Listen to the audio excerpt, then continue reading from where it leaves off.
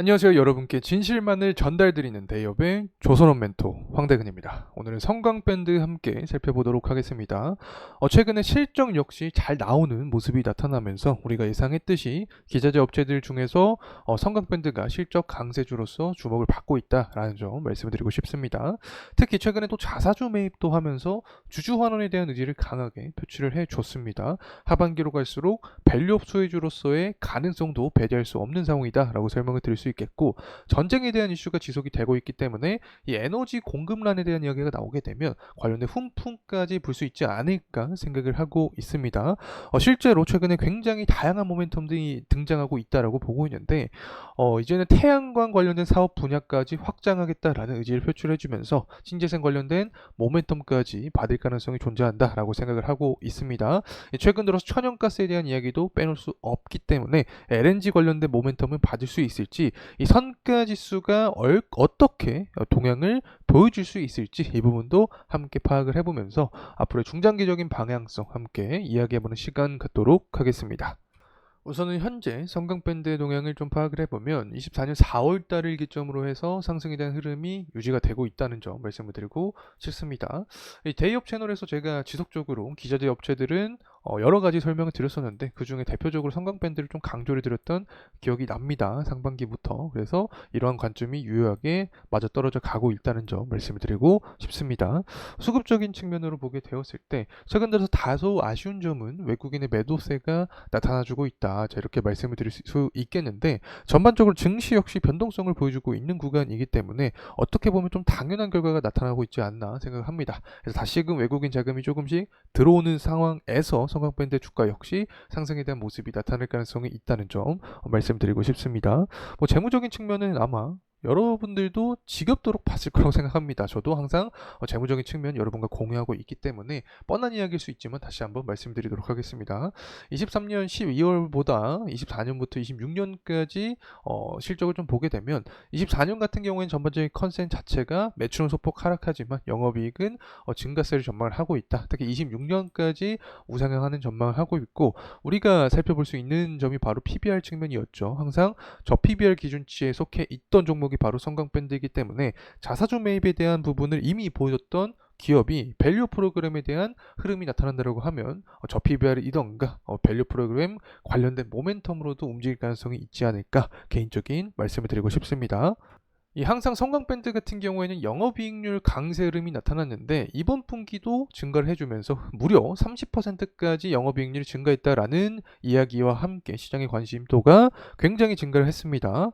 이 44기 반기 보고서와 비교했을 때 이번 45기 같은 경우 영업이익이 3개월치랑 누적치 모두 증가한 모습이 나타났죠. 그만큼 영업이익률 증가세를 보여줬던 어떤 수치가 이 반기 보고서에도 증명이 됐지 않나 생각을 합니다. 또 우리가 살펴볼 수 있는 게 바로 주주총회입니다. 이제 부산에서 9월 13일 날 성강밴드 주주총회가 열린다라는 이야기가 나와주고 있는데, 핵심 내용은 태양광 관련된 사업에 어떤 의견을 수렴할 확률이 높다고 생각을 합니다. 만약에 태양광에도 진출하겠다라는 내용이 나와주면 이제는 조선뿐만 아니라 신재생 에너지 분야에서도 모멘텀이 생길 수 있다는 점 참고로 말씀을 드립니다. 그리고 현재 전쟁은 더욱더 가파르게 확산이 되고 있는데, 가자 전쟁으로 인해서 사망자가 4만 명이 넘었다라는 이야기가 나와주면서 현재 휴전 협상을 재개하고 있는 상태이긴 합니다. 하지만 이 하마스는 불참한 상태인 거죠. 다시 말하면 계속해서 이란 측면에서는 전쟁에 대한 의지를 표출해주고 있다라는 내용이 나와주고 있습니다.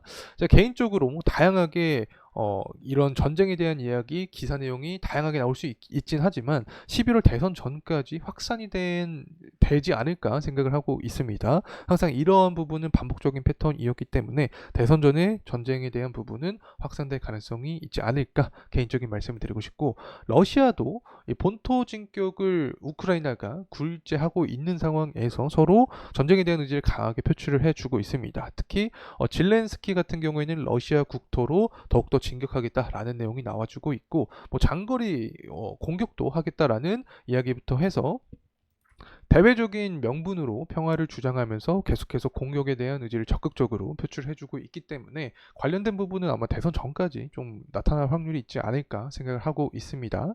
만약에 전쟁에 대한 얘기가 조금 사그러진다라고 하면은 이제 시장의 관심은 이제 대선 토론으로 넘어가겠죠. 현재 폴리마켓에서 예측치를 보게 되면 해리스가 좀 더 우세에 있는 상황입니다. 트럼프 지지율이 갈수록 좀 낮아지는 상황인데 이 판도 자체를 바꾸기 위해서 뒤집기 위해서는 토론에서 트럼프가 굉장히 좀 뛰어난 결과치를 끌고 와야지 판도가 뒤집힐 수 있다라고 생각을 하고 있습니다.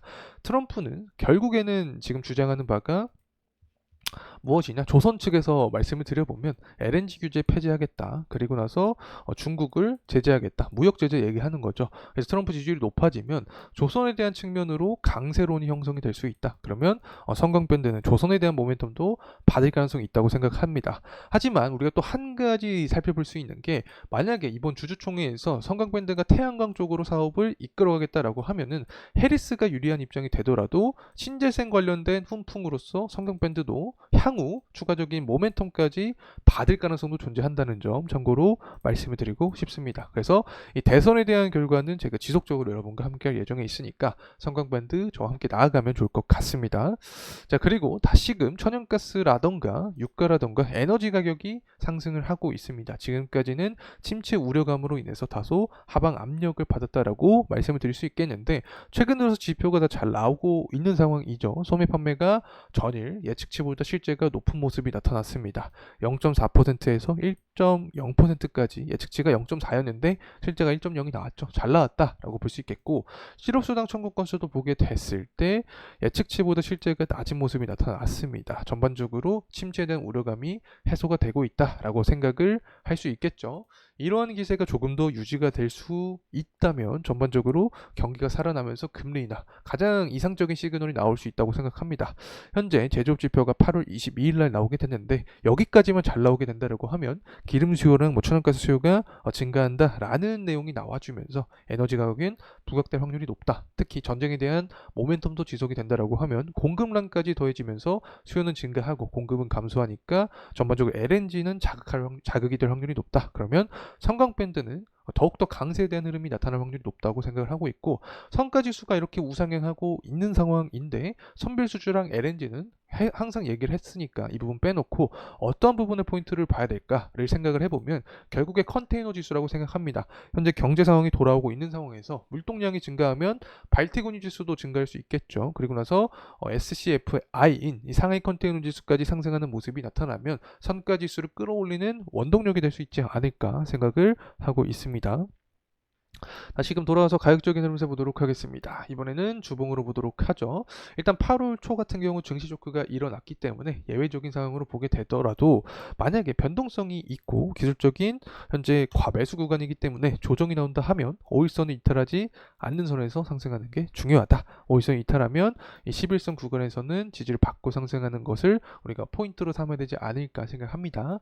상승에 대한 흐름이 나타난다라고 하면 8월 5일날 기록했던 고점 구간에 대한 돌파 여부를 중요시 살펴봐야 된다라는 점 말씀을 드리면서 금일 영상 마무리하도록 하겠습니다. 감사합니다.